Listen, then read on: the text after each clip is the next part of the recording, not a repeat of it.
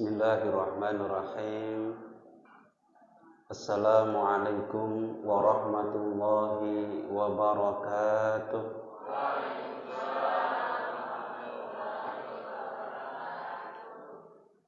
Hamdan wa syukran lillah, salatan wa salaman ala rasulillah, Sayyidina Muhammad ibn Abdillah wa ala alihi wa ashabihi wa mawalah, amma ba'du. Jamaah hadirin wal hadirat yang dimuliakan Allah, bersyukur pada malam hari ini kita kepada Allah Subhanahu wa taala masih diberi kesempatan untuk melaksanakan sholat isya berjamaah dan dilanjutkan sholat tarawih insyaallah dalam keadaan sehat walafiat. Salawat beriring salam selalu tercurah kepada Nabi Muhammad sallallahu alaihi wasallam yang selalu kita harapkan syafaatnya nanti di hari kiamat. Bapak Ibu yang dimuliakan Allah, di dalam melaksanakan ibadah puasa adalah sebaiknya kita mengetahui hal-hal yang membatalkan puasa, bahkan yang menghapuskan pahala puasa itu sendiri. Ada hal-hal yang membatalkan puasa yang mungkin sudah banyak yang kita ketahui dan yakin kita semua sudah menjaganya. Namun ada juga yang menghapuskan pahala puasa. Orang memasukkan sesuatu ke dalam tubuh lewat 5 lubang, telinga, mata tidak ya, hidung, mulut, dengan sengaja hingga ke dalam, maka batal puasanya. Sesuatu pengobatan yang melalui 2 jalan, kubul dan dubur, yaitu jalan depan dan jalan belakang, juga membatalkan puasa. Seperti apa lagi membatalkan puasa? Yaitu berhubungan badan dengan disengaja, karena kalau lupa tidak disengaja tidak membatalkan. Apalagi yang membatalkan puasa? Seperti haid, seperti nifas, seperti melahirkan, membatalkan puasa. Seperti junun, gila, dan murtad. Itu adalah hal-hal yang membatalkan puasa. Namun ada beberapa hal yang tidak kita sadari, yang mungkin sering kita lakukan dalam melaksanakan puasa sehari-hari. Justru hal ini membatalkan atau menghapuskan pahala puasa. Sholat Jumat misalnya, seperti orang sholat Jumat, sholatnya sah tapi pahalanya terhapus. Jikalau orang ini waktu khutbah dimulai dia ngomong, hadisnya sahih, pahalanya terhapus, tapi sholat Jumatnya sah. Orang bisa melaksanakan puasa, sah puasanya, tapi pahalanya terhapus. Bahkan ada orang yang sia-sia, dia melakukan 1 bulan penuh puasa, malamnya dia sholat tarawih, tadarus, tahajud, siangnya puasa Ramadan, tapi dia tidak mendapatkan ampunan dari Allah. Siapa mereka? Tersebut dalam kitab Tanbihul Ghafilin halaman 158, bab Fadlus Syahri Ramadan, kitab dikarang oleh Abu Les As-Samarkandi. Beliau menyebutkan hadis yang panjang sekali dari Ibnu Abbas. Di dalam hadis itu terdapat 4 orang yang tidak akan diampuni oleh Allah. Ketika bulan Ramadan, semua umat Islam, umat Nabi Muhammad SAW berkesempatan, mempunyai potensi besar untuk mendapatkan ampunan dan maghfirah dari Allah Subhanahu wa taala. Namun 4 orang ini tidak mendapatkannya.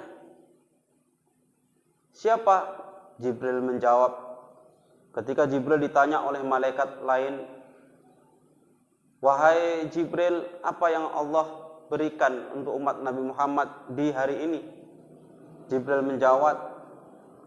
menjawab, Allah melihat Yanzuru ilaihim. Allah melihat umat Nabi Muhammad dengan lihatan rahmat. Wa afa anhum. Allah juga menghapus dosa-dosa umat Muhammad.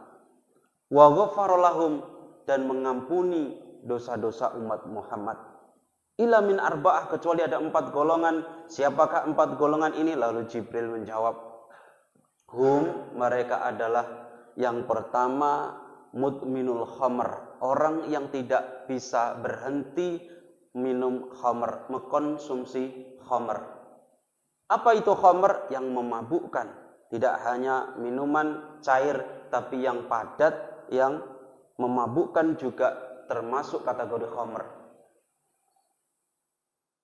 Orang yang tidak bisa berhenti di bulan Ramadan mengkonsumsi ini, walaupun malamnya dia sholat tarawih, tadarus, sholat tahajud, siangnya bulan Ramadan dia puasa, namun tidak akan bisa mendapatkan ampunan dari Allah Subhanahu wa ta'ala. Ingatkan anak-anak kita, tetangga-tetangga kita, mungkin kita ketahui dia belum bisa berhenti dari ini, ingatkan dengan halus. Sayang sekali Ramadan lewat, namun dia tidak mendapatkan ampunan dari Allah Subhanahu wa ta'ala.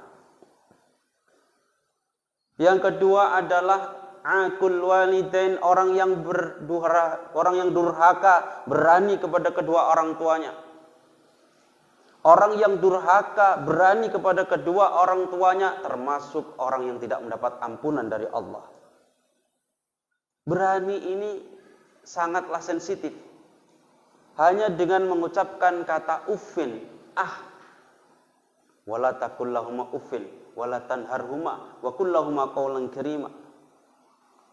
Jangan pernah sekali mengatakan kata itu kayak mana? Nak, tolong nak, belikan garam di kedai. Mama inilah. Walaupun hanya dengan ucapan seperti itu, ini sudah termasuk kategori akul walidain, berani kepada orang tua. Apalagi yang lebih daripada ini. Timbul pertanyaan, Ustadz, itu kan katakan cuma berkata berarti kalau numbuk orang tua nggak apa-apa, malah numbuk. Ngomong saja tidak boleh, apalagi numbuk. Apalagi menyakiti secara fisik. Yang ketiga, kata Jibril, siapa yang tidak diampuni? Qati'ur rahim, orang yang memutus tali silaturahim. Orang yang tidak mau menyambung tali silaturahim. Beda dengan kondisi misalnya saat ini kita tidak bisa pulang, tidak boleh kita bepergian untuk berjumpa dengan kerabat, dengan sahabat, dengan tetangga karena COVID-19 ini, mungkin itu adalah alasan yang bisa dimaklumi. Tapi jikalau dalam kondisi yang tidak ada darurat, kemudian dia tidak mau menyambung tali silaturahim, maka orang ini tidak termasuk orang yang mendapat ampunan dari Allah. Selanjutnya siapa lagi orang yang tidak mendapat ampunan dari Allah? Yaitu al-musyahin. Musyahin, siapa musyahin? Kata Nabi al-musarim, kata Jibril al-musarim. Siapa al-musarim? Orang yang tidak mau cakapan kepada orang lain, tetangga, saudara, melebihi 3 hari lebih.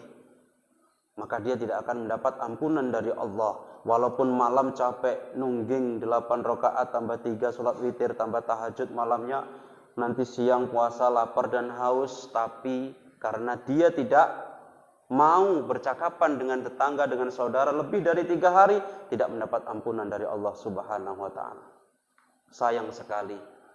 Maka kesampingkan ego kita di bulan Ramadan ini, maafkan, buka selebar-lebarnya pintu maaf bagi siapapun saudara kita, bagi siapapun yang pernah berbuat salah kepada kita.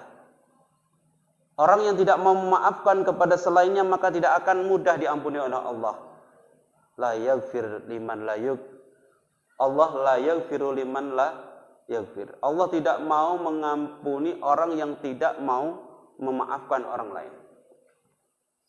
Maka kesampingkan ego kita. Jikalau kita ingin mendapatkan ampunan dari Allah. Lalu apalagi yang menghapuskan pahala puasa, mengurangi pahala puasa kita, ibadah di bulan puasa kita? salah satunya yang paling sering kita lakukan adalah riya. Apa Bu? Riya itu apa? Pamer. Sholat tarawih, mau sholat selfie dulu, cekrek. OTW tarawih. Nanti baca Al-Quran, begitu juga siaran langsung. Sekejap nengok HP-nya. Apa? Riya. Kenapa kalau misalnya kita baca Al-Quran lalu kita di dalam kamar sendiri atau ikut tadarus di masjid, namun tidak usah siaran langsung, pamer. Ini berbahaya sekali. Bahkan ini hobi bapak-bapak ini. Hobi bapak-bapak. Buat bukaan, sudah siap semua bukaan difoto. Menu makanan hari ini. Ini bapak-bapak atau ibu-ibu? Yang bapak-bapak protes. Bapak-bapak enggak. Alhamdulillah. Apalagi orang tahajud. Padahal tahajud itu di rumah. Harusnya tidak ada orang yang tahu. Namun gara-gara riya, semua orang jadi tahu. Bikin status, alhamdulillah bisa melaksanakan sholat tahajud.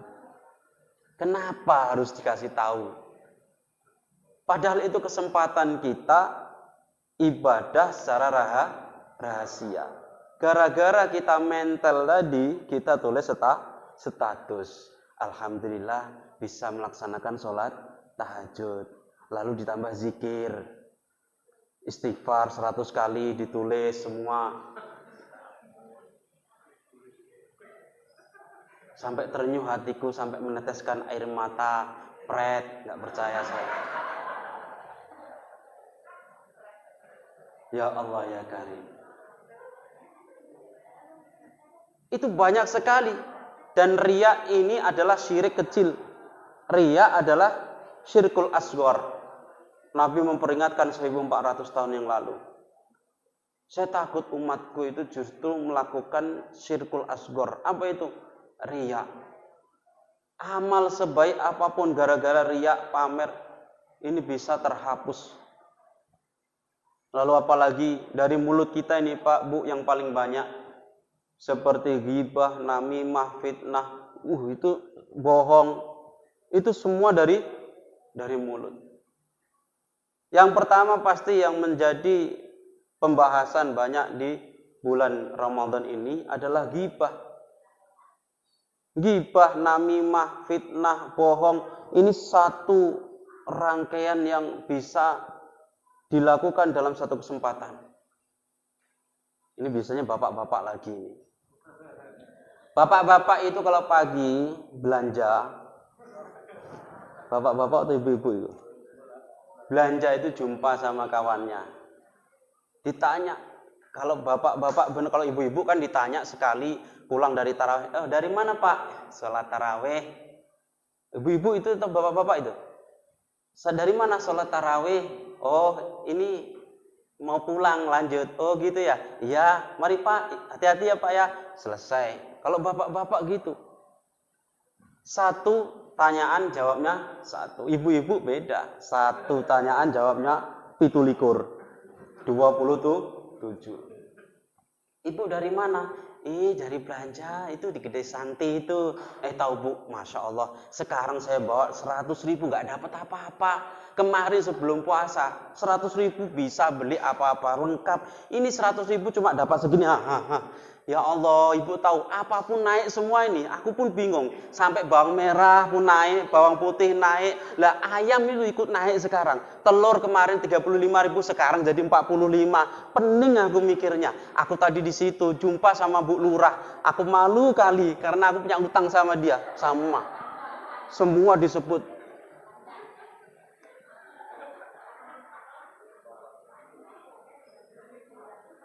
Malu aku Bu, habis duitku, tapi nggak bawa duit. Udah habis untuk belanjaan tadi. Ingat aku kalau punya utang sama Bu Lurah masih lanjut.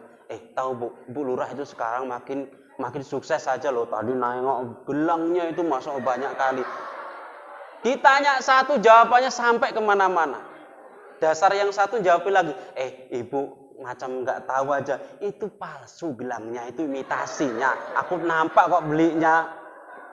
Sudah ngomongi Bu Lurah.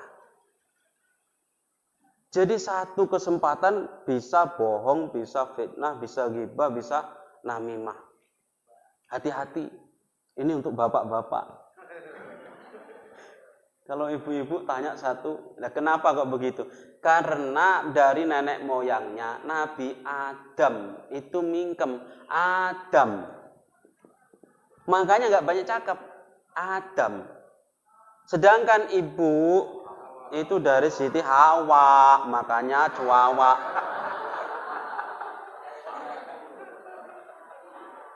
Mulut hati-hati Bu, bulan puasa. Jangan sampai pahala puasa kita terhapus gara-gara cuma mulut. Mata. Masya Allah. Memang kita di rumah Bapak Ibu. Tapi kalau nengok HP semua ditengoki. Dan bisa membangkitkan hasrat syahwat kita. Bisa menghapus pahala puasa kita. Dari apa? Mata. Ini biasanya bapak atau ibu? Bapak-bapak ngaku. Jujur, alhamdulillah. Hindari hal-hal yang tidak penting. Mata kita ini kalau bisa di bulan Ramadan gunakan yang baik-baik saja. Banyak sekali amal yang harus kita kerjakan. Makanya bulan Ramadan disebut apa? Bulan rahmah, bulan maghfirah. Pintu surga dibuka, pintu neraka ditutup, setan dibelenggu.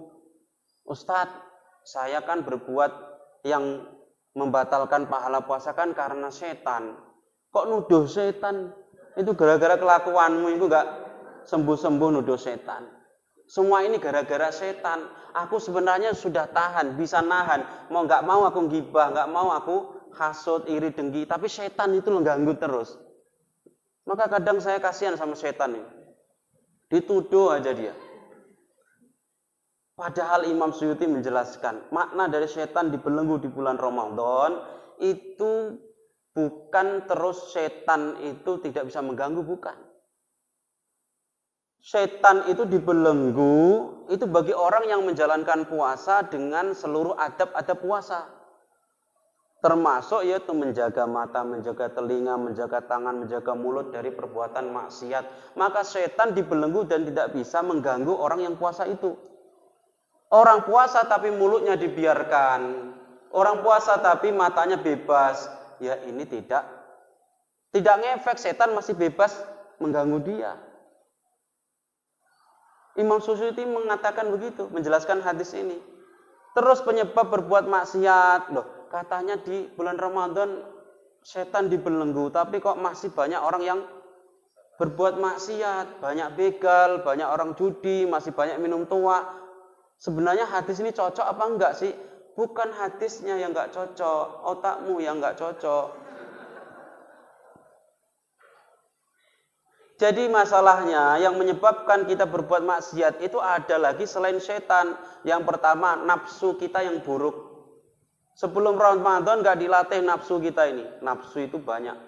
Nafsu makan, nafsu minum, nafsu tidur, nafsu marah, nafsu. Dan nafsu enggak bisa dihilangi. Orang bisa dihilangkan nafsunya, tapi nyawanya juga hilang. Alias, ji'un, innalillahi wa inna ilaihi raji'un. Orang bisa mengarahkan nafsu menjadi lebih baik. Nafsu dititipkan kepada kita untuk dididik, bukan dihilangi. Yang menyebabkan kita berbuat dosa selain setan adalah nafsu yang buruk. Yang kedua adalah kebiasaan yang buruk. Memang dibiasakan. Kebiasaan asal palak langsung semua ucapan kotor keluar. Marah sedikit sama orang langsung dicaci maki sama bahasa binatang. Babi kau, anjing kau, iblis kau, semua diucapkan. Ini bisa menghapus pahala puasa. Man lam yada' qawla zur wal amal bi wal jahla falaisa lillahi hajatun ayyada'a ta'amahu wa syarabah. Barang siapa tidak bisa meninggalkan ucapan yang kotor, ucapan yang sia-sia, ucapan maksiat, maka Allah nggak butuh puasanya. Mulut harus dijaga. Lapar, dahaga, di siang hari gara-gara cakap kotor terhapus pahala kita. Yang ketiga adalah yang membuat kita berbuat maksiat walaupun di bulan Ramadan, yang katanya setan sudah dibelenggu, adalah setan yang berbentuk manusia. Asyayatin al-insiyah. Setan itu ada dua bentuknya. Setan berbentuk jin, setan berbentuk manusia. Setan berbentuk jin sudah diikat, tapi setan bentuk manusia masih bebas. Orang kok jahat sendiri, namanya penjahat. Orang kok jahat, ngajak orang lain berbuat jahat, setan berbentuk manusia. Makanya kalau ibu-ibu didatangi tetangga, mbak, bu, tahu nggak? Itu begini-begini, setan. Tinggal saja. Setan. Akhirnya marah gara-gara itu nggak dicakapi, jadi dosa lagi. Bapak Ibu yang dimuliakan Allah, maka bulan Ramadan tidak sekedar menjaga hal-hal yang membatalkan puasa itu sendiri, tapi juga yang menghapuskan pahala puasa juga harus dijaga. Semua anggota badan kita ini berpotensi untuk berbuat maksiat yang bisa mengurangi pahala ibadah puasa kita. Namun itu bisa kita hindari jika memang kita niat puasa ini mengharap ridhonya Allah dan sungguh-sungguh ingin mendapat ampunan dari Allah Subhanahu wa ta'ala. Siap dilaksanakan Bapak Ibu? Mulai besok dijaga mata, mulut, semua dari hal yang berbau maksiat, yang itu semua bisa menghapuskan pahala puasa. Supaya kita bisa sukses di bulan Ramadan ini dan menjadi jiwa-jiwa yang fitri kembali setelah Ramadan. Jadi nanti sholat Idul Fitri itu memang benar kita kembali ke fitrah kita. Bukan siap Ramadan tapi masih tetap mau ngomongin tetangga, masih nggak cakapan, cakapnya masih kotor, matanya masih jelalatan. Ini berarti belum berhasil pendidikan yang ada di bulan Ramadan ini. Semoga bermanfaat. Jika ada salah pastilah dari saya pribadi, jika ada benar pastilah dari Allah semata. Usikum wa nafsi bitaqwallah. Wassalamualaikum warahmatullahi wabarakatuh.